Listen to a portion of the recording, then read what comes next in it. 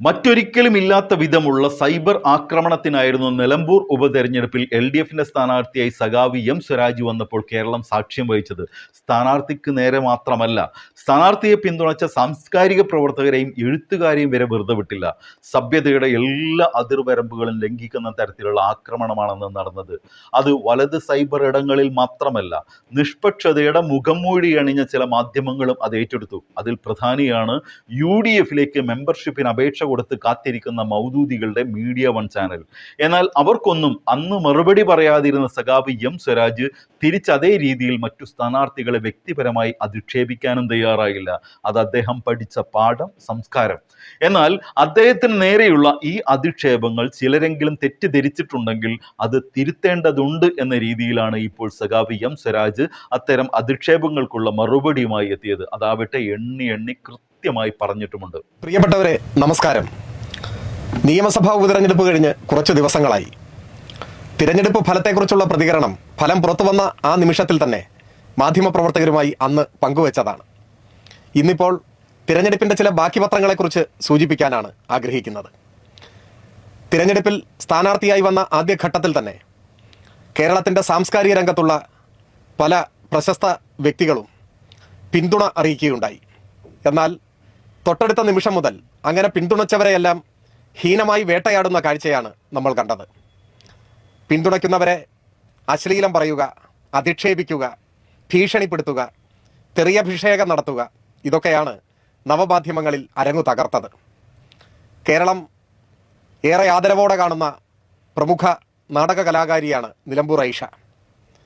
നിലമ്പൂർ ഐഷയ്ക്ക് വയസ്സ് 90 പ്രിയപ്പെട്ട ഐഷാത്തയെ ഇടതുപക്ഷത്തെ പിന്തുണച്ചതിൻ്റെ പേരിൽ എത്രമാത്രം ഹീനമായാണ് വേട്ടയാടിയത്.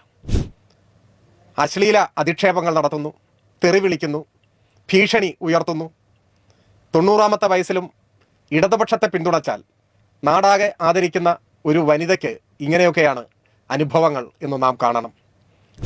ശ്രീമതി KR മീര ആമുഖങ്ങൾ ആവശ്യമില്ലാത്ത എഴുത്തുകാരിയാണ്. എത്ര ഹീനമായാണ് അവർ അവഹേളിക്കപ്പെടുന്നത്, ആക്രമിക്കപ്പെടുന്നത്. അവർക്ക് തന്നെ ഇപ്പോൾ നിലപാട് വീണ്ടും ആവർത്തിക്കേണ്ടതായി വന്നു.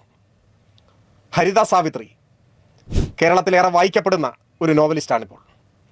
ഇതേ അനുഭവം അവർക്കുമുണ്ടായി.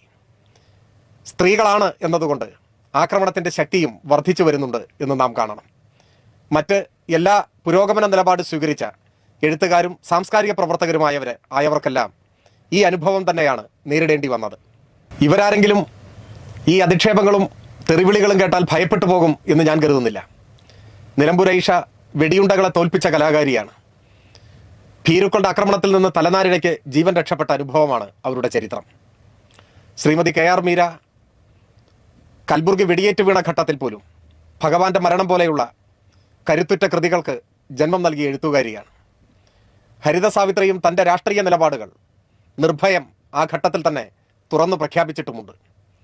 എന്നാൽ ഇവിടെ പരിശോധിക്കേണ്ടത് ഇടതുപക്ഷത്തെ പിന്തുണയ്ക്കുന്നതിൻ്റെ പേരിൽ ഇങ്ങനെ ആക്രമിക്കപ്പെടുന്നത് നിശബ്ദമായി നേരിടേണ്ടതാണോ എന്നതാണ്. ഈ ഘട്ടത്തിൽ സാംസ്കാരിക രംഗത്തുള്ള മറ്റു ചിലർ ഈ ആക്രമണത്തെ ശക്തിപ്പെടുത്തും വിധം വലതുപക്ഷത്തിന് അനുകൂലമായ അഭിപ്രായ പ്രകടനങ്ങളുമായി പ്രത്യക്ഷപ്പെട്ടു. എഴുത്തുകാർ കക്ഷി രാഷ്ട്രീയ നിലപാട് സ്വീകരിക്കരുത് എന്ന സിദ്ധാന്തമൊക്കെ അവർ അവതരിപ്പിച്ചു. അക്കൂട്ടത്തിൽപ്പെട്ട ഒരാൾ UDF സ്ഥാനാർത്ഥിയെ വിജയിപ്പിക്കണമെന്ന് അഭ്യർത്ഥിച്ചുകൊണ്ട് നിലമ്പൂരിൽ തന്നെ വന്നു. മറ്റൊരാൾ റോഡ് ഷോയിലും പങ്കെടുത്തു. പക്ഷേ അവർക്കൊന്നും ഇത്തരം അനുഭവങ്ങൾ ഉണ്ടായില്ല. അവരെയൊന്നും ഏതെങ്കിലും തരത്തിൽ വിമർശിക്കാൻ ഞാൻ ആഗ്രഹിക്കുന്നുമില്ല. നിലപാടുകൾ ഓരോരുത്തരുടെയും ബോധ്യങ്ങളാണ് ആവണം. UDFനെ പിന്തുണയ്ക്കാൻ ആഗ്രഹിക്കുന്ന സാംസ്കാരിക പ്രവർത്തകർ സ്വാഭാവികമായും ആ നിലപാട് സ്വീകരിക്കുന്നതിന് കുറ്റപ്പെടുത്താനാവില്ല. പക്ഷേ എല്ലാവരും ഞങ്ങളുടെ പാത പിന്തുടരണം എന്നാണ് ഇവർ പറയാതെ പറയുന്നത്. അഥവാ പിന്തുണയ്ക്കുന്നുണ്ടെങ്കിൽ അത് വലതുപക്ഷത്തെ ആവണം. ഇടതുപക്ഷത്തെ പിന്തുണച്ചാൽ തെറി വിളിച്ച് കണ്ണുപൊട്ടിക്കും, അശ്ലീലം പറയും, ആക്ഷേപിക്കും, നിരന്തരം ആക്രമിക്കും എന്നതാണ് നില. ഇത് നിശബ്ദമായാണ് ചിലർ ഈ കാര്യങ്ങൾക്കൊക്കെ സാക്ഷികളാവുന്നത്. ഏതെങ്കിലും ഇടതുവിരുദ്ധർക്കെതിരെ ന്യായമായൊരു വിമർശനമെങ്കിലും ആരെങ്കിലും ഉയർത്തിയാൽ അപ്പോൾ സൈബർ ആക്രമണമെന്നും ഉറവിളി കൂട്ടുന്നവരെയൊന്നും ഇവിടെ നാം കാണുന്നില്ല. 90 വയസ്സായ ഐഷാത്ത ഉൾപ്പെടെ വലതുപക്ഷത്തിൻ്റെ സംസ്കാരരഹിതമായ ആക്രമണത്തിന് വിധേയമാകുമ്പോഴും നമ്മുടെ നാട്ടിൽ ഏറെ പേർ നിശബ്ദമായിരുന്ന് കാഴ്ചക്കാരുടെ റോളിൽ ഇരിക്കുകയാണ്. നിലപാട് പറയേണ്ടവർ, അഭിപ്രായം പറയേണ്ടവർ നിശബ്ദത പാലിച്ചുകൊണ്ട് സ്വയം അടയാളപ്പെടുത്തുന്നുണ്ട്.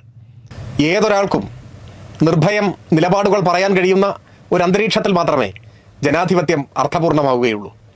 എന്നാൽ ഇപ്പോൾ സംഘടിതമായ ഒരാക്രമണമാണ് ഇടതുപക്ഷ അനുകൂല നിലപാട് സ്വീകരിക്കുന്നവർക്ക് നേരെ ഉണ്ടാവുന്നത്.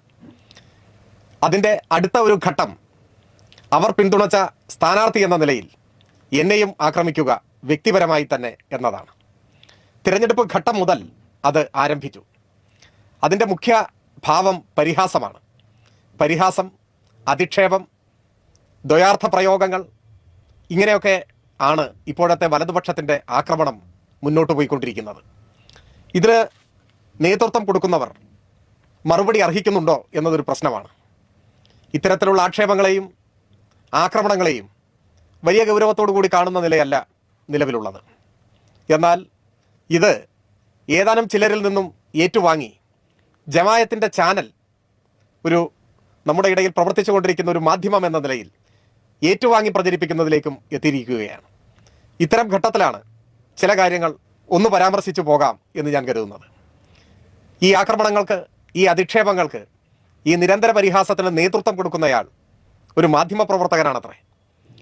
അദ്ദേഹം ആ മാധ്യമത്തിൻ്റെ ഒരു പ്രത്യേക അസൈൻമെൻ്റായി ഏറ്റെടുത്തിട്ടുള്ളതാണോ ഈ കാര്യം എന്നറിയില്ല. സത്യത്തിൽ ഇതൊന്നും മറുപടി അർഹിക്കുന്നതുമല്ല. കാരണം ഇനി പിണറായി അധികാരത്തിൽ നിന്നും ഇറങ്ങുന്ന ദിവസമേ കേരളത്തിൽ കാലുകുത്തൂ എന്ന് പരസ്യമായി പ്രഖ്യാപിച്ചിട്ടുള്ള ആളാണത്രേ ഇദ്ദേഹം. പറഞ്ഞ വാക്കിന് വല്ല വിലയും കൽപ്പിക്കുന്നയാളാണെങ്കിൽ അദ്ദേഹം ഇപ്പോഴും കേരളത്തിൽ വന്നിട്ടുണ്ടാവില്ല. പിണറായി ഇറങ്ങുന്ന ദിവസവും കാത്ത് ഇരിക്കുകയായിരിക്കും. വർഷങ്ങളായി ഇങ്ങനെ കാത്തിരിക്കുന്ന ഒരാളുടെ മാനസികാവസ്ഥ നമുക്ക് ഊഹിക്കാവുന്നതേയുള്ളൂ. അദ്ദേഹം പറയുന്ന വാക്കിന് വില കൽപ്പിക്കുന്നയാളാണോ എന്നൊന്നും എനിക്കറിഞ്ഞുകൂടാ. എന്തുതന്നെയായാലും അദ്ദേഹത്തിൻ്റെ നേതൃത്വത്തിലാണ് ഈ അധിക്ഷേപ യജ്ഞം ആരംഭിച്ചിട്ടുള്ളത്. അതിന് ഓരോന്നായി തെറി വിളിക്കാൻ കാത്തു നിൽക്കുന്നവർക്ക് അദ്ദേഹം തയ്യാറാക്കി കൊടുക്കുകയാണ്. അതിനെല്ലാം മറുപടി പറയാനൊന്നും ഞാൻ ഉദ്ദേശിക്കുന്നില്ല. നാട് കാര്യങ്ങളെ ശരിയായി തിരിച്ചറിയും എന്ന കാര്യത്തിൽ സംശയവുമില്ല. എന്നാൽ ചില കാര്യങ്ങൾ പറഞ്ഞു പോകണം എന്നാണ് തോന്നുന്നത്. ഒന്ന്, വർഷങ്ങൾക്ക് മുൻപ് എപ്പോഴോ നടത്തിയ ഒരു പ്രസംഗത്തിൽ ഗോഡ്സെയും ദേവദാസ് ഗാന്ധിയും തമ്മിൽ ഒരു കൂടിക്കാഴ്ച നടന്നതായി ഞാൻ പരാമർശിക്കുന്നു. അത് പ്രസംഗത്തിൽ പരാമർശിച്ചതോടെ അന്നൊന്നുമില്ലാത്തൊരു വിവാദം ഇപ്പോൾ ഉയർന്നു വരികയാണ്. ഇങ്ങനെ ഒരു കൂടിക്കാഴ്ചയെ നടന്നിട്ടില്ലെന്നും അതിന് തെളിവുകളില്ലെന്നും ഏതോ ഒരു നാടകത്തിലോ മറ്റോ ഇങ്ങനെയുള്ളത് കണ്ടിട്ടാണ് ഞാനിത് പറയുന്നത് എന്നുമാണ് ഇക്കൂട്ടർ ആക്ഷേപിക്കുന്നത്. സത്യത്തിൽ ആ പ്രസംഗം കേൾക്കുന്ന ഏതൊരാൾക്കും അറിയാം എന്താണ് ആ പ്രസംഗത്തിൻ്റെ ലക്ഷ്യം, ഉദ്ദേശം. എനിക്ക് തോന്നുന്നു 3-4 വർഷം മുൻപുള്ള ഒരു പ്രസംഗമാണത്. ആ ഘട്ടത്തിൽ കേരളത്തിലെയും രാജ്യത്തെയും മാധ്യമങ്ങൾ ഗാന്ധി ഘാതകൻ ആര് എന്ന് പോലും പറയാൻ മടിക്കുന്ന ഒരു ഘട്ടമാണ്. ഗാന്ധിജി എങ്ങനെ കൊല്ലപ്പെട്ടു, നിശബ്ദത പാലിക്കുകയാണ്. ഗാന്ധിജിയെ ആര് കൊന്നു, അവിടെയും മൗനമാണ്. അത്തരമൊരു ഘട്ടത്തിൽ ഗാന്ധിജിയെ ആര് കൊന്നു എന്നും എന്തിനു കൊന്നു എന്നും വിശദീകരിക്കുക എന്നതാണ് ആ പ്രസംഗത്തിൻ്റെ ലക്ഷ്യം. ഞാനത് ഏതെങ്കിലും ഒരു നാടകം കണ്ട ആവേശത്തിൽ പ്രസംഗിച്ചതുമല്ല. ഇവരീ പറയുന്ന നാടകം ഞാൻ കണ്ടിട്ടുമില്ല. മറിച്ച് ഞാൻ ഓർക്കുന്നത് അതിനും കുറച്ച് വർഷങ്ങൾക്ക് മുൻപ് പ്രസിദ്ധീകരിച്ച ഒരു ലേഖനം ആ പ്രസംഗം നടത്തുന്നതിൻ്റെ സമീപ ദിവസങ്ങളിൽ എപ്പോഴോ വായിച്ചതാണ്. ആ ഓർമ്മയിൽ നിന്നാണ്, ആ ലേഖനത്തിൽ നിന്നാണ് ആ ഭാഗം ഞാനവിടെ പ്രസംഗിക്കുന്നത്. അത് എക്സ്പ്രസ് ട്രിബ്യൂണിലോ മറ്റോ ആണെന്ന് തോന്നുന്നു. ആകാർ പട്ടേൽ എഴുതിയ ഒരു ലേഖനമാണ്. ആ ലേഖനത്തിൽ അദ്ദേഹം ഉദ്ധരിക്കുന്നത് ഗോപാൽ ഗോഡ്സെയുടെ പുസ്തകത്തെക്കുറിച്ചാണ്. അതിന് ചരിത്രത്തിൽ എത്രമാത്രം തെളിവുകളുണ്ട് എന്നതൊന്നും എൻ്റെ പ്രശ്നമല്ല. മറിച്ച് മഹാത്മാഗാന്ധിയെ വെടിവെച്ച് കൊല്ലാനുള്ള കാരണം വ്യക്തിപരമല്ല, അത് രാഷ്ട്രീയമാണ്. ആ രാഷ്ട്രീയം മതരാഷ്ട്രവാദത്തിൻ്റെ രാഷ്ട്രീയമാണ് എന്ന് പറയുക എന്നത് മാത്രമാണ്. ആ ലേഖനം വായിച്ചാൽ അറിയാം, ആ ലേഖനത്തിൽ പറഞ്ഞ കാര്യങ്ങളാണ് ആ പ്രസംഗത്തിൽ ഉടനീളം കടന്നു വന്നിട്ടുള്ളത്. ആ ലേഖനം ഒരു പുസ്തകത്തെ, ഗോപാൽ ഗോഡ്സെയുടെ പുസ്തകത്തെ അധികരിച്ചുകൊണ്ട് ഉള്ളതാണ്. ആകാർ പട്ടേലിൻ്റെ ലേഖനം ഔട്ട്ലുക്കിലും പിന്നീടൊരു അവസരത്തിൽ പ്രസിദ്ധീകരിച്ചതായി ശ്രദ്ധയിൽപ്പെടുകയുണ്ടായി. ഒന്നിലധികം പ്രസിദ്ധീകരണങ്ങളിൽ വന്ന ഒരു ലേഖനം. ആ ലേഖനത്തിൽ പരാമർശിക്കുന്നത് ഗോപാൽ ഗോഡ്സെയുടെ പുസ്തകത്തെക്കുറിച്ചാണ്. മറ്റു തെളിവുകൾ തേടി പോകാൻ താല്പര്യമുള്ളവർക്ക് അത് തേടി പോകാവുന്നതാണ്, ഗവേഷണം നടത്താവുന്നതാണ്, അവരവരുടെ നിഗമനങ്ങളിൽ എത്താവുന്നതുമാണ്. എന്നെ സംബന്ധിച്ചിടത്തോളം ഗാന്ധിജി കൊല്ലപ്പെട്ടത് വ്യക്തിപരമായ ശത്രുതയുടെ പേരിലായിരുന്നില്ല എന്നും അതിൻ്റെ കാരണം രാഷ്ട്രീയമാണ് എന്നും ആ രാഷ്ട്രീയം മതരാഷ്ട്രവാദത്തിൻ്റെ രാഷ്ട്രീയമാണ് എന്നും വിശദീകരിക്കുകയായിരുന്നു ലക്ഷ്യം. ആ ദിവസങ്ങളിൽ എപ്പോഴോ സമീപ സമയത്ത് എപ്പോഴോ വായിക്കാൻ ഇടവന്ന ഒരു പഴയ ലേഖനം മനസ്സിൽ വെച്ചുകൊണ്ടാണ് പ്രസംഗിച്ചത്. ആ ലേഖനം നമ്മുടെ മുൻപിൽ ഇപ്പോഴും ഉണ്ട്. ചിലർ ആക്ഷേപിക്കുന്നത് പോലെ നാടകം കണ്ട് വിളിച്ചു പറഞ്ഞതല്ല, ഇതാണ് അതിൻ്റെ സോഴ്സ് എന്ന് വിശദമാക്കേണ്ടതുണ്ട് എന്ന് തോന്നിയത് കൊണ്ട് വിശദമാക്കി എന്ന് മാത്രം. ഗാന്ധിജിയെ കൊന്നതിൻ്റെ കാരണം ഇതാണ് എന്നത് എൻ്റെ ബോധ്യം കൂടിയായതിനാൽ ആ കാര്യം പറഞ്ഞു എന്ന് മാത്രം. അതിൻ്റെ പേരിലാണ് ആദ്യത്തെ തെറിവിളികൾ ആരംഭിക്കുന്നത്. അവിടെ നിന്ന് ആരംഭിക്കുകയാണ് ഓരോന്നോരോന്നായി. ഇതിനിടയിൽ ചില പ്രതീതികൾ സൃഷ്ടിക്കാനും സോഷ്യൽ മീഡിയയെ ബോധപൂർവം ഉപയോഗപ്പെടുത്തുന്നുണ്ട് പലരും. അത് ചില അമൂർത്തമായ കാര്യങ്ങൾ പറഞ്ഞ് വിശദാംശങ്ങളിലേക്ക് കടന്നു പോകാതെ ഒരു പുകമറ സൃഷ്ടിക്കുക. അത്തരക്കാർ കുറേ കാലമായി പറഞ്ഞുകൊണ്ടിരിക്കുന്ന ഒരു കാര്യമാണ് സ്റ്റേറ്റ് എന്ന് പറഞ്ഞാൽ പോലും അറിയാത്ത ഒരാളാണ് ഇയാൾ എന്ന്. എന്താണ് അതിൻ്റെ പിന്നിലുള്ള കഥ? നിയമസഭാ രേഖകൾ സാക്ഷിയാണ്. നിയമസഭയിൽ ഒരിക്കൽ നടന്ന ഒരു ചർച്ചയിലാണ് പ്രതിപക്ഷ നേതാവുമായി ഒരു തർക്കമുണ്ടാകുന്നത്. അതിനെ തുടർന്ന് ആജ്ഞാനുവർത്തികളായ കൂലിപ്പടയാളികൾ, അടിമവേലക്കാർ നവമാധ്യമങ്ങളിൽ ഒരു വലിയ പ്രചാരവേല അഴിച്ചുവിട്ടു. സ്റ്റേറ്റ് എന്ന് മാത്രമേ പറയൂ, അതിനെ സംബന്ധിച്ച് മറ്റൊന്നും പറയില്ല. ഇത്തരം പുകമറകൾക്ക് പലപ്പോഴും മറുപടി പറയാൻ നിൽക്കാത്തത് ഇത്തരക്കാർ ഒരു സൗകര്യമായി എടുക്കുകയാണ്. യഥാർത്ഥത്തിൽ എന്തായിരുന്നു ആ തർക്കം? ആ തർക്കം ആർട്ടിക്കിൾ 293 ഇന്ത്യൻ ഭരണഘടന, അതാണ് അന്ന് നിയമസഭയിൽ തർക്ക വിഷയമായി മാറിയത്. എന്താണ് ആർട്ടിക്കിൾ 293? അത് ബോറോയിങ് ബൈ സ്റ്റേറ്റ്, അതാണ് സംസ്ഥാനങ്ങളുടെ കടമെടുപ്പിനെ സംബന്ധിച്ചാണ് പറയുന്നത്. 292 കേന്ദ്രത്തിൻ്റെ കടമെടുപ്പിനെ കുറിച്ചാണ്. 293 അന്ന് തർക്ക വിഷയമാവാൻ കാരണം കിഫ്ബി കടമെടുക്കുന്നത് ഇതിൻ്റെ പരിധിയിൽ വരുമോ എന്നതാണ് പ്രശ്നം. പരിഹസിക്കുന്നവർ പലപ്പോഴും ഈ കാര്യം എന്ത് എന്ന് അന്വേഷിക്കുന്നില്ല. ആർട്ടിക്കിൾ 293 പരിധിയിൽ കിഫ്ബിയുടെ കടമെടുപ്പ് വരില്ല എന്നും 293 ബോറോയിങ് ബൈ സ്റ്റേറ്റ് ആണ്, സംസ്ഥാനങ്ങളുടെ കടമെടുപ്പാണ്, അതിൻ്റെ പരിധിയിൽ കിഫ്ബി വരില്ല എന്നാണ് എൻ്റെ വാദം. എന്തുകൊണ്ട്? സ്റ്റേറ്റിൻ്റെ നിർവചനത്തിൽ കിഫ്ബി പെടുമോ എന്നാണ് ചോദ്യം.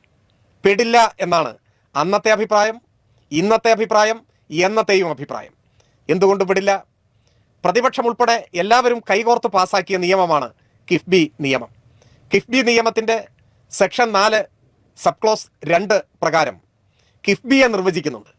കിഫ്ബി എന്ന ബോർഡിനെ നിർവചിക്കുന്നത് the board shall be A body corporate എന്നാണ്. കിഫ്ബി എന്ന് പറഞ്ഞാൽ ഒരു സ്റ്റേറ്റ് ആണ് എന്നല്ല, ഒരു ബോഡി കോർപ്പറേറ്റ് ആണ് എന്നാണ്. അതാണ് നിയമസഭയിൽ ചൂണ്ടിക്കാണിച്ചത്. സ്റ്റേറ്റിൻ്റെ പരിധിയിൽ കിഫ്ബി പെടില്ല, കിഫ്ബി ബോഡി കോർപ്പറേറ്റ് ആണ് എന്നാണ്. ഇത് എക്കാലത്തെയും അഭിപ്രായമാണ്. അത് കിഫ്ബി നിയമത്തെയും ഇന്ത്യൻ ഭരണഘടനയെയും മുന്നിൽ വെച്ചുകൊണ്ടാണ് പറഞ്ഞിട്ടുള്ളത്. ഇതിൽ പരിഹസിക്കുന്നവർക്ക് എന്താണ് പരിഹസിക്കുന്നതെന്ന് അറിയില്ല. പരിഹസിക്കണം എന്ന് നിർബന്ധമാണെങ്കിൽ തീർച്ചയായും അതാരെയാണ് പരിഹസിക്കേണ്ടത് എന്ന് ഈ വിഷയം പരിശോധിച്ചാൽ എല്ലാവർക്കും മനസ്സിലാവുകയും ചെയ്യും. ഇതിപ്പോൾ പറയേണ്ടതുണ്ടോ എന്ന് ചോദിച്ചാൽ ഒരു രസകരമായ വിവാദം എന്ന് തോന്നിയതുകൊണ്ട് എങ്ങനെയൊക്കെയാണ് കള്ളന്മാർ പ്രതീതി സൃഷ്ടിക്കുന്നത് എന്ന് മുന്നിൽ തെളിഞ്ഞു വരുമ്പോൾ ഒന്ന് ഓർമ്മപ്പെടുത്തിയെന്ന് മാത്രമേ ഉള്ളൂ.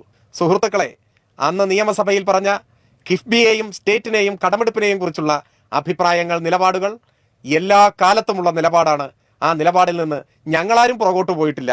അതിൻ്റെ പേരിൽ വിവാദമുണ്ടാക്കുന്നവരെ നയിക്കുന്നത് എന്ത് താല്പര്യമാണ് എന്ന് എല്ലാവർക്കും എളുപ്പത്തിൽ മനസ്സിലാക്കാൻ കഴിയുന്നതുമാണ്. ഇങ്ങനെ പരിഹാസം നീണ്ടുപോവുകയാണ്.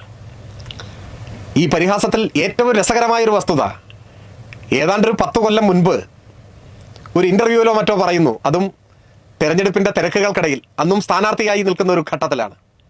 പറഞ്ഞ കൂട്ടത്തിൽ ഒരു നാവുപിഴ സംഭവിച്ചു. എലിയട്ട് എന്ന് പറയുന്നതിന് പകരം വേഡ്സ്വർത്ത് എന്ന് പറഞ്ഞു. ഒരു പേര് മാറിപ്പോയി. അതാണ് പരിഹാസത്തിൻ്റെ ഏറ്റവും പ്രധാനപ്പെട്ട ഒരു ഇനം. ഇയാൾക്ക് എലിയട്ടിനെ അറിയില്ല, വേഡ്സ്വർത്തിനെയും അറിയില്ല, ആവശ്യമില്ലാതെ ഇയാൾ ഉദ്ധരണികൾ ഉപയോഗിക്കുന്നു എന്നിങ്ങനെ. നാവുപിഴ എന്നത് മനുഷ്യ സഹജമായ ഒരു കാര്യമല്ലേ? നാവുപിഴയ്ക്ക് പരിഹസിക്കുന്ന മനുഷ്യർ ഈ ലോകത്ത് എവിടെയെങ്കിലും ഉണ്ടാവുമോ? എന്നെ അതിശയിപ്പിച്ചത് മറ്റൊന്നാണ്. ചില വിദ്വാൻമാർ ഇത് ഉയർത്തിക്കൊണ്ടുവരുമ്പോൾ ആ പരിഹാസത്തിൻ്റെ കൊടി വാങ്ങി കയ്യിൽ ഉയർത്തിപ്പിടിക്കുന്നത് കോൺഗ്രസിൻ്റെ മുതിർന്ന നേതാവായി ഇപ്പോൾ മാറിയിട്ടുള്ള ശ്രീ VT ബൽറാമാണ്. അത് അതിശയകരമായിരിക്കുന്നു. ജീവിതത്തിൽ ഒരിക്കലും നാവ് പിഴയ്ക്കാത്ത കമ്പ്യൂട്ടർ മനുഷ്യരാണോ ഇവരെല്ലാം എന്ന് എനിക്കറിഞ്ഞുകൂടാ.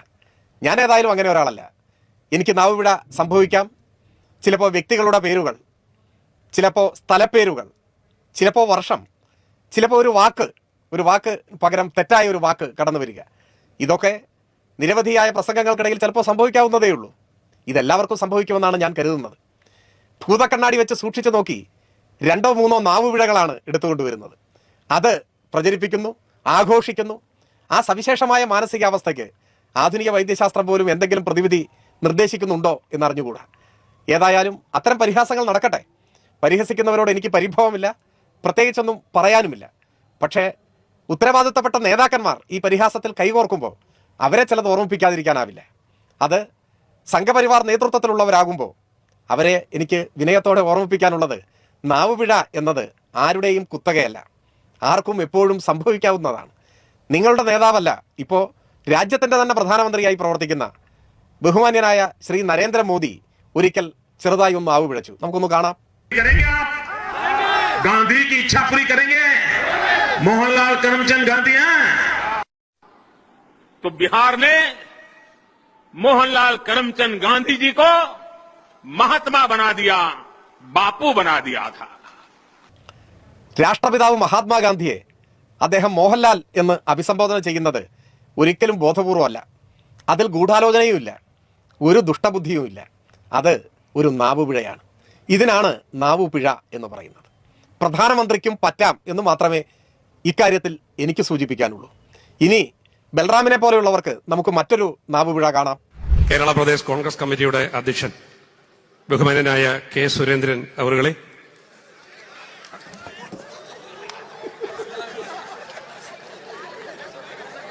കെ സുധാകരൻ അവറുകളെ, ഇതിൽ ഒരു ലോകസഭാംഗത്തിനാണ് നാവ് പിഴയ്ക്കുന്നത്. പാർലമെന്റ് അംഗമാണ് അദ്ദേഹം. KPCC പ്രസിഡന്റിന്റെ പേര് പറയുമ്പോൾ അത് BJPയുടെ പ്രസിഡന്റിന്റെ പേരായി മാറുന്നു. ബോധപൂർവമല്ല, ഇതൊരു കുറ്റവുമല്ല, ശിക്ഷിക്കാൻ വകുപ്പുമില്ല. ഇപ്പോൾ ഒരേ നിലപാട് സ്വീകരിച്ചുകൊണ്ട് ആയുധങ്ങളുമായി ആക്രമിക്കാൻ ഇറങ്ങി പുറപ്പെടുന്ന കോൺഗ്രസിൻ്റെയും സംഘപരിവാരത്തിൻ്റെയും പോരാളികളെ സംബന്ധിച്ചിടത്തോളം ഈ നാവുപിഴകളൊക്കെ നല്ല നാവുപിഴകളാണ്, പൊറുക്കാവുന്ന നാവുപിഴകളാണ്. എന്നാൽ എനിക്കേതെങ്കിലും സാഹചര്യത്തിൽ ഒരു നാവുപിഴ ഉണ്ടായാൽ അത് ആക്രമിക്കേണ്ട, ദ്വയാർത്ഥ പ്രയോഗം നടത്തേണ്ട, അധിക്ഷേപിക്കേണ്ട, പരിഹസിക്കേണ്ട നാവുപിഴയാണ്. അത് ഞാനും അങ്ങനെ തന്നെ അംഗീകരിച്ചു തരുന്നു. പക്ഷേ പരിഹാസത്തിൻ്റെ കൊടിയെടുത്ത് തോളത്ത് വയ്ക്കുമ്പോൾ ഇതൊക്കെ എല്ലാവർക്കും പറ്റുന്ന സർവ്വസാധാരണമായൊരു കാര്യമാണെന്നും ഇത്തരം നാവുപിഴകളെയൊക്കെ സമൂഹം ആ നിലയിലാണ് കാണുന്നതെന്നും അതിൻ്റെ പേരിൽ പരിഹസിക്കാനും ആക്രമിക്കാനും ഇറങ്ങിപ്പുറപ്പെടുന്നവരുടെ മാനസികാവസ്ഥ മാത്രമാണ് ജനങ്ങളുടെ മുൻപിൽ അനാവരണം ചെയ്യപ്പെടുന്നതെന്നും ഓർത്താൽ നല്ലത്. ഇനിയും എത്ര നാവുപിഴകൾ, ആളുകളെ ചിരിപ്പിക്കുകയും ചിന്തിപ്പിക്കുകയും ഒക്കെ ചെയ്ത നാവുപിഴകൾ നമ്മുടെ മുന്നിലുണ്ട്, ചുറ്റുപാടുമുണ്ട്, ചരിത്രത്തിലെമ്പാടുമുണ്ട്. പക്ഷേ ആ നാവുപിഴകളെയൊക്കെ പരിഹസിക്കാനും അധിക്ഷേപിക്കാനും ആക്രമിക്കാനും രാഷ്ട്രീയ ലക്ഷ്യത്തോടെ ഉപയോഗിക്കാൻ ആരെങ്കിലും മുതിരുമോ എന്നെനിക്കറിയില്ല. അങ്ങനെ മുതിരുന്നവർക്ക് ഇനിയും അതിന് ആരോഗ്യമുണ്ടാവട്ടെ. ഇനിയും സൂക്ഷ്മമായി നിരീക്ഷിച്ചാൽ ഞാൻ തന്നെ നടത്തിയ പ്രസംഗങ്ങളിൽ വേറെയും നാവുപിഴകൾ ഉണ്ടാവാം. അത്തരം കാര്യങ്ങളെല്ലാം ചികഞ്ഞെടുത്ത് ആക്രമണം നടത്താൻ എൻ്റെ എല്ലാ ആശംസകളും ഞാൻ നേരുന്നു. ഇതിനിടയിലാണ് കേരള സാഹിത്യ അക്കാദമി ഒരു അവാർഡ് പ്രഖ്യാപിച്ചത്. വലിയ ആക്രമണങ്ങളും വിമർശനങ്ങളും തുടർന്നുണ്ടായി. ആ ദിവസം പാർട്ടി സംസ്ഥാന കമ്മിറ്റി യോഗം ചേരുകയായിരുന്നതിനാൽ ഇതൊന്നും ഞാൻ അറിഞ്ഞതേയില്ല. രാത്രി യോഗം പിരിഞ്ഞു കഴിഞ്ഞാണ് വിവരം അറിഞ്ഞത്. ഉടനെ അവാർഡുകൾ സംബന്ധിച്ച് വളരെ മുൻപ് തന്നെ സ്വീകരിച്ചിട്ടുള്ള നിലപാട് പരസ്യപ്പെടുത്തി. ഉടനെ അവാർഡ് നിരസിച്ചതിനെക്കുറിച്ചായി പരിഹാസം. അവാർഡ് സ്വീകരിച്ചിരുന്നെങ്കിൽ ആ പരിഹാസമാണ് പ്രഖ്യാപിച്ചപ്പോഴുണ്ടായത്.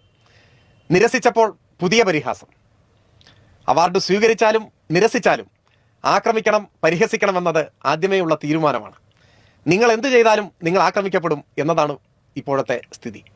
അതിൻ്റെ കാരണം നിങ്ങളുടെ രാഷ്ട്രീയമാണ്, അതുമാത്രമാണ്. ഇനി അവാർഡിന് അർഹമായി തിരഞ്ഞെടുത്ത പുസ്തകത്തെക്കുറിച്ചാണ് കുറച്ചായി വലിയ അസ്വസ്ഥതകൾ പുകഞ്ഞുകൊണ്ടേയിരിക്കുന്നത്. തുടക്കത്തിൽ സൂചിപ്പിച്ചു, ഇത്തരത്തിലുള്ള വങ്കത്തരങ്ങൾക്കെതിരെ പലപ്പോഴും ചെയ്യുന്നത് പോലെ നിശബ്ദത പാലിക്കുക എന്നതായിരുന്നു ഇപ്പോഴും സ്വീകരിക്കാൻ ഉദ്ദേശിച്ചത്.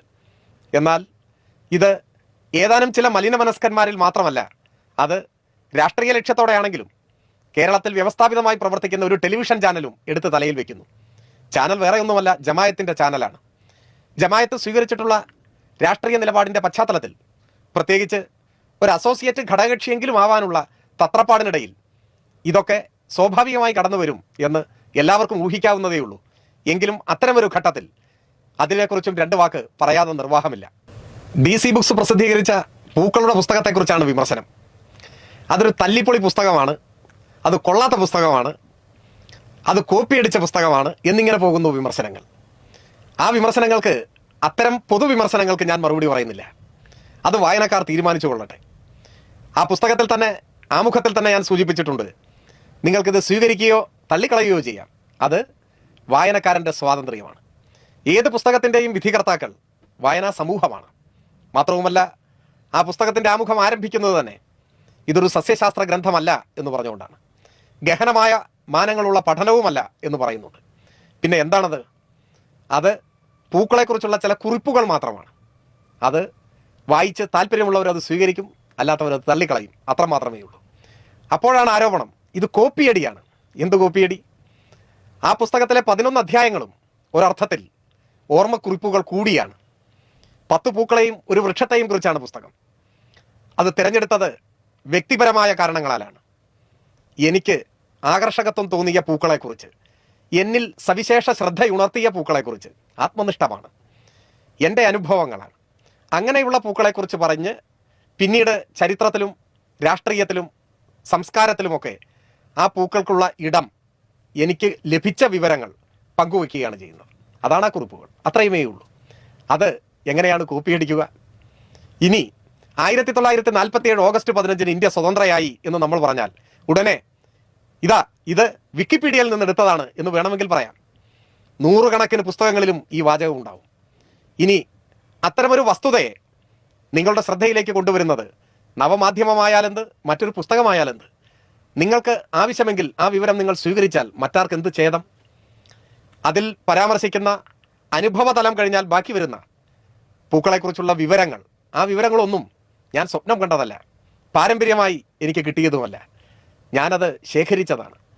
അതിന് ധാരാളം പുസ്തകങ്ങളെയും നവമാധ്യമങ്ങളെയും ഉപയോഗിച്ചിട്ടുമുണ്ട്. രഹസ്യമല്ല, അത് ആമുഖത്തിൽ എഴുതി വെച്ചിട്ടുമുണ്ട്. അക്ഷരമറിയുന്നവരൊക്കെ അത് വായിച്ചിട്ടുമുണ്ട്. പക്ഷേ നിർഭാഗ്യവശാൽ ജമായത്ത് ചാനലിലെ പ്രകോപിതനായ മാധ്യമപ്രവർത്തകൻ, അദ്ദേഹം പുസ്തകത്തിന് തീർപ്പ് കൽപ്പിക്കുന്നത് അത് വായിക്കാതെയാണ് എന്ന് അദ്ദേഹം തന്നെ പറയുന്നു. അതെൻ്റെ ആരോപണമല്ല. അദ്ദേഹം പറയുന്നു ഞാൻ ആ പുസ്തകം വായിച്ചിട്ടില്ല എന്ന്. പുസ്തകം വായിക്കാതെയും പുസ്തകത്തെക്കുറിച്ച് അഭിപ്രായം പറയാം എന്ന് അദ്ദേഹം തെളിയിക്കുകയാണ്. എനിക്കതിൽ കൂടുതലൊന്നും പറയാനില്ല. ആ പുസ്തകത്തിൽ എനിക്ക് ലഭിച്ച വിവരങ്ങൾ മറ്റു പുസ്തകങ്ങളിൽ നിന്നാണ്, നവമാധ്യമങ്ങളിൽ നിന്നാണ് എന്ന് ആ പുസ്തകത്തിൽ ഞാൻ പറഞ്ഞിട്ടുണ്ട്. ലഭിച്ച പുസ്തകങ്ങളെ സംബന്ധിച്ചുള്ള വിശദാംശങ്ങൾ അതിൽ കൊടുത്തിട്ടുമുണ്ട് എന്നാണ് എൻ്റെ ഓർമ്മ. ഇനി എല്ലാവരും ഇപ്പോൾ ആഘോഷിച്ചുകൊണ്ടിരിക്കുന്ന അതിലെ ഒരു പ്രശ്നം, അശോക പുഷ്പത്തെക്കുറിച്ച് വിശദീകരിക്കുന്ന അധ്യായത്തിൽ ഒരു ഭാഗത്ത് ഒരു ശ്ലോകം ചേർത്തിരിക്കുന്നു. ആ ശ്ലോകം യഥാർത്ഥത്തിലുള്ള ശ്ലോകമല്ല എന്നാണ് ചൂണ്ടിക്കാണിക്കുന്നത്. മാളവികാഗ്നിമിത്രത്തിൽ, കാളിദാസൻ രചിച്ച മാളവികാഗ്നിമിത്രത്തിൽ അശോക പുഷ്പത്തെക്കുറിച്ച് പരാമർശിക്കുന്നതായി സൂചിപ്പിച്ച് അവിടെ കൊടുത്ത ശ്ലോകം ഏതോ ഒരു ആയുർവേദ കുറിപ്പടിയാണ് എന്നാണ് വിമർശനം. ആ പുസ്തകം വായിച്ചിട്ടുള്ളവർക്കെല്ലാം എന്താണ് സംഭവിച്ചിട്ടുണ്ടാവുക എന്ന് വ്യക്തമാണ്. എന്നാൽ പരിഹസിക്കാനും ഇതൊരു ആയുധമായി എടുത്ത് ആക്രമിക്കാനും ഉദ്ദേശിക്കുന്നവരെ സംബന്ധിച്ച് അത് മനുഷ്യർ വായിക്കുന്നത് പോലെ ആവില്ല പുസ്തകം വായിച്ചിട്ടുണ്ടാവുക എന്നത് ഉറപ്പാണ്. ഇത് കോപ്പിയടിച്ചതാണെന്നാണ് ജമാഅത്തെ ഇസ്ലാമി ദൃഢമായി വിശ്വസിക്കുന്നത്. മാളവികാഗ്നിമിത്രത്തിൽ അശോക പുഷ്പത്തെക്കുറിച്ച്, അശോക വൃക്ഷത്തെക്കുറിച്ച് പരാമർശിച്ചിട്ടുണ്ട് എന്ന് മനസ്സിലാക്കാനും അത് എഴുതാനും എനിക്ക് എവിടെ നിന്നും കോപ്പിയടിക്കേണ്ട കാര്യമില്ല എന്ന് ദയവായി ജമാഅത്ത് ചാനലെങ്കിലും മനസ്സിലാക്കണം.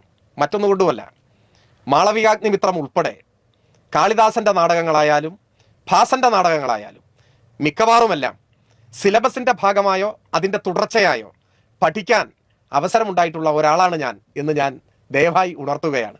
അതിന് വിക്കിപീഡിയ നോക്കേണ്ട ആവശ്യം ഇല്ല.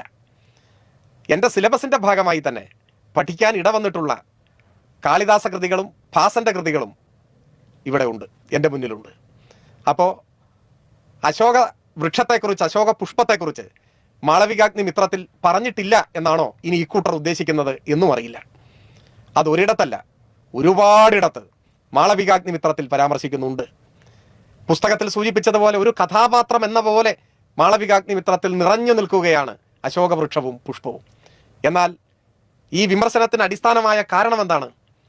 അതിന് താഴെ ചേർത്ത ശ്ലോകം മാളവികാഗ്നിമിത്രത്തിലുള്ളതല്ല എന്നതാണ്. അത് ശരിയുമാണ്. അതെങ്ങനെ സംഭവിച്ചു? അതാണ് ഞാൻ പറഞ്ഞത്. പുസ്തകം ഒരു തവണയെങ്കിലും വായിച്ചിട്ടുള്ളവർക്ക് മനസ്സിലാവും. അതു കഴിഞ്ഞ് അടുത്ത വരുന്ന പാരഗ്രാഫുകളിൽ അശോക വൃക്ഷത്തിൻ്റെയും പുഷ്പത്തിൻ്റെയും എല്ലാം ആയുർവേദ ഗുണങ്ങൾ, ഔഷധ മൂല്യത്തെക്കുറിച്ചാണ് പരാമർശിക്കുന്നത്. ഔഷധ മൂല്യത്തെക്കുറിച്ച് പരാമർശിക്കുമ്പോൾ ചരക സംഹിതയിൽ ഉൾപ്പെടെ പരാമർശിക്കുന്ന കാര്യങ്ങളും അതിൻ്റെ ഔഷധ ഗുണവും വിശദമായി പ്രതിപാദിക്കുന്നുണ്ട്.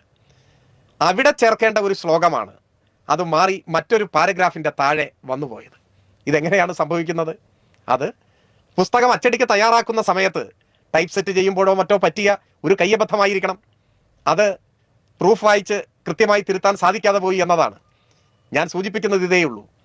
ഒരു പുസ്തകത്തിൽ ഒരു ഭാഗത്ത് പരാമർശിക്കുന്ന കാര്യങ്ങളോട് ചേർന്ന് വരുന്ന ഒരു ശ്ലോകം, അത് ചില വിമർശകർ ചൂണ്ടിക്കാണിക്കുന്നുണ്ട് അത് ചരക സംഹിതയിലെ ശ്ലോകമാണ്. ആ ശ്ലോകം ചരക സംഹിതയിൽ ഉണ്ടോ എന്ന് എനിക്കറിയില്ല. അത് ചക്രദത്തത്തിലും ഭാവപ്രകാശ നിഘണ്ടുവിലും ഉള്ളതായി അറിയാം. അവിടെ നിന്നാണ് എടുത്തിട്ടുള്ളത്. അത് മുൻ പാരഗ്രാഫിൽ കൊടുത്തുപോയി എന്നതാണ് പറ്റിയ പ്രശ്നം. 72-ാമത്തെ പേജിൽ വന്ന ശ്ലോകം 73-ാമത്തെ പേജിൽ വരേണ്ടതായിരുന്നു. ഇതാണ് അഖില ലോക പ്രശ്നമായി അവതരിപ്പിക്കപ്പെട്ടത്. ലോകത്തിൻ്റെ ചരിത്രത്തിൽ ഇന്നേ വരെ സംഭവിച്ചിട്ടില്ലാത്ത ഏറ്റവും ഗുരുതരമായ, ഉടനടി തൂക്കിലേറ്റേണ്ട ഒരു കുറ്റകൃത്യമാണ് ഒരു പാരഗ്രാഫ് മാറി ഈ ശ്ലോകം വന്നുവിട്ടത്.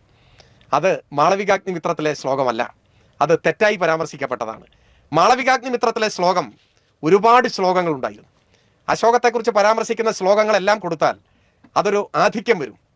ഒരു ലളിത വായനയ്ക്ക് വേണ്ടി ഉദ്ദേശിച്ച ഒരു പുസ്തകത്തിൽ ഒരുപാട് ശ്ലോകങ്ങൾ വരുന്നത് ഉചിതമല്ല എന്ന് കരുതി വാക്കാൽ പ്രസാധകരോട് ആ ശ്ലോകങ്ങളൊന്നും കൊടുക്കേണ്ടതില്ല എന്ന് പറഞ്ഞിരുന്നു.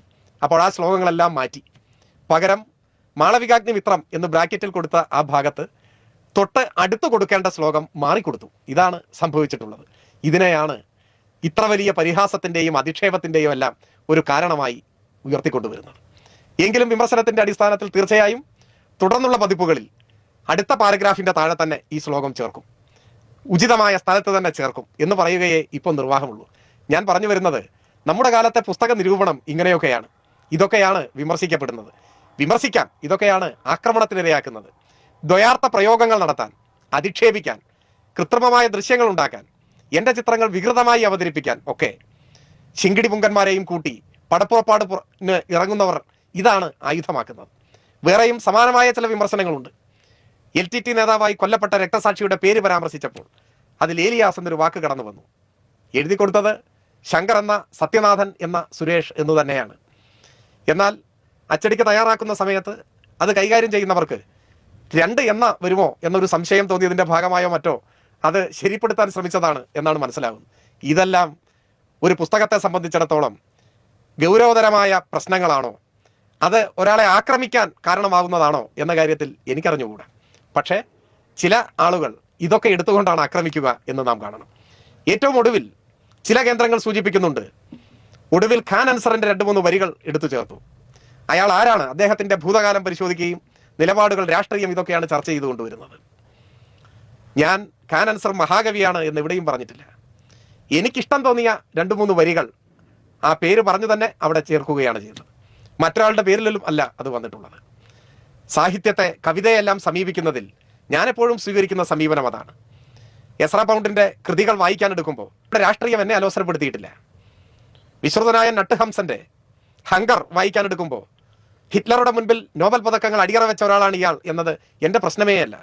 രാമായണം വായിക്കുമ്പോൾ വാൽമീകിയുടെ പൂർവാശ്രമത്തെക്കുറിച്ച് ഉത്കണ്ഠപ്പെടുന്നയാളുമല്ല ഞാൻ. ചിനാർ ഇലകളെ സംബന്ധിച്ച്, ചിനാറിനെ സംബന്ധിച്ച് ഏറെക്കുറെ അർത്ഥപൂർണ്ണമെന്ന് തോന്നുന്നൊരു പരാമർശമുള്ള വരി എന്ന നിലയിൽ മാത്രമാണ് അത് എടുത്തുപയോഗിച്ചത്.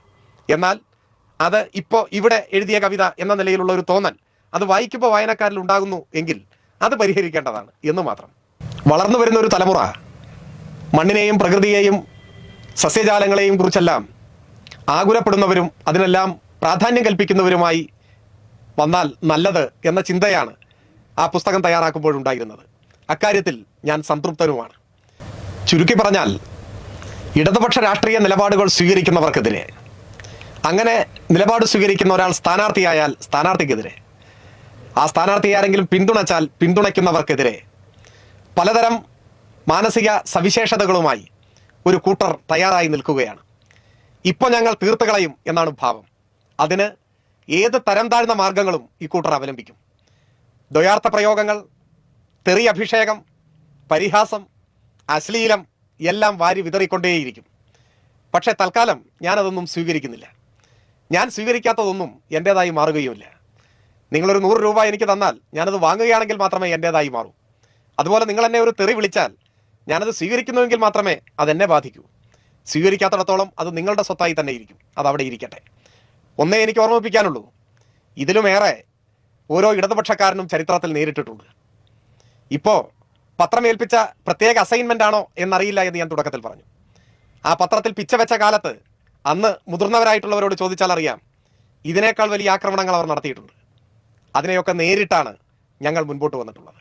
അതുകൊണ്ട് ഈ പാതയിൽ ഇപ്പോൾ ഊർജ്ജസ്വലരായി നിൽക്കുന്ന എല്ലാവർക്കും പ്രത്യേകമായ ആശംസകൾ. ഇങ്ങനെ തന്നെ തുടർന്നുകൊണ്ടേയിരിക്കുക. ഈ ദിശയിൽ തന്നെ നിങ്ങൾ മുൻപോട്ട് പോവുക. നിങ്ങളുടെ ആക്രമണങ്ങളും അധിക്ഷേപങ്ങളും പരിഹാസങ്ങളും കേട്ട് ഞാൻ പേടിച്ചു പോകുമോ എന്ന് നമുക്ക് നോക്കാമല്ലോ. ചിലപ്പോൾ അങ്ങനെ പേടിച്ചു പോയാലോ. അതുകൊണ്ട് കൂടുതൽ കരുത്തോടെ ഊർജിതമായി ഈ ആക്രമണങ്ങൾ നിങ്ങൾ തുടർന്നുകൊണ്ടേയിരിക്കുക. ഒരു ഇടവേളയും കൊടുക്കാതെ അത്തരം ആക്രമണങ്ങളെ സ്വാഗതം ചെയ്തുകൊണ്ട് മറ്റൊരു വീഡിയോ ആയിട്ട് വരുന്നവരെ എല്ലാവർക്കും ഗുഡ് ബൈ.